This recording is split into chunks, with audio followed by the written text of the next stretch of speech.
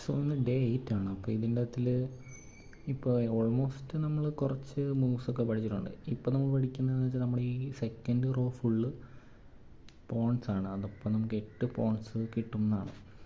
അപ്പോൾ ഇത് വെച്ചിട്ട് നമുക്ക് ആ സ്റ്റാർ വേണമെങ്കിൽ നമ്മൾ ഈ പോൺ വെച്ച് കട്ട് ചെയ്യണം. അപ്പോൾ ഇവിടെ നിന്ന് ഇങ്ങനെ നേരെ പോയിട്ട് സൈഡിലേക്ക് കട്ട് ചെയ്യാം, ഇത് പിന്നെയും കട്ട് ചെയ്യാം. അപ്പോൾ ഇതിൽ നമുക്ക് ചെയ്യാൻ പറ്റുന്നത് ഇതിങ്ങനെ കട്ട് ചെയ്യുക, പിന്നെയും കട്ട് ചെയ്യുക. ഇവിടെ ഇപ്പോൾ നമുക്ക് ഇത് വെച്ചിട്ട് ഒന്നും ചെയ്യാൻ പറ്റില്ല, നേരെ പോകാൻ മാത്രമേ പറ്റുള്ളൂ. ഇത് വെച്ചിപ്പോൾ നമുക്ക് ഒരു തവണ നേരെ പോയിട്ട് പിന്നെയും കട്ട് ചെയ്യാം. A pawn's first move can be 1 or 2 squares forward. Capture.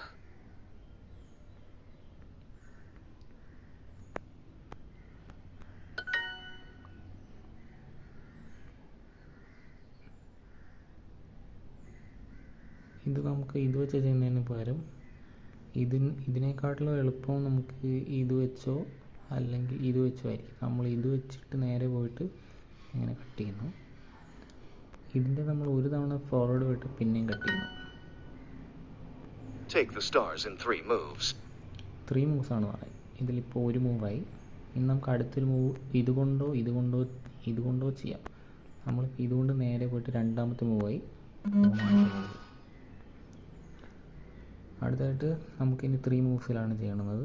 ഞാനിപ്പോൾ ഇതോ അല്ലെങ്കിൽ ഇതോ വെച്ച് ചെയ്യാം. ഇത് വെച്ച് തന്നെ ചെയ്യാം. ഒരു മൂവായി, 2, 3, 3 മൂവ്സ് എന്നാണ് പറഞ്ഞത്. അപ്പോൾ ഇവിടെ നമുക്ക് ഇത് വെച്ച് ഒരു മൂവായി, second move, third move. 3 moves keep capturing.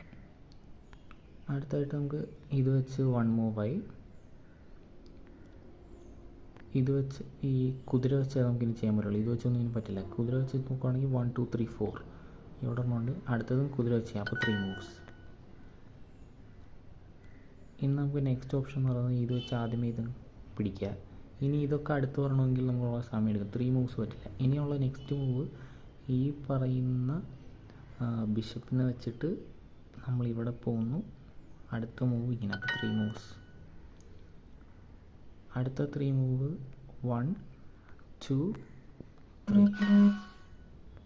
I solved this one blindfolded. 3 moves. King വെച്ച് 1, സോൾജർ വെച്ച് 1, റൂക്ക് വെച്ച് 1. അങ്ങനെ സക്സസ്ഫുള്ളി ഡേ 8 തീർന്നിരിക്കുകയാണ്.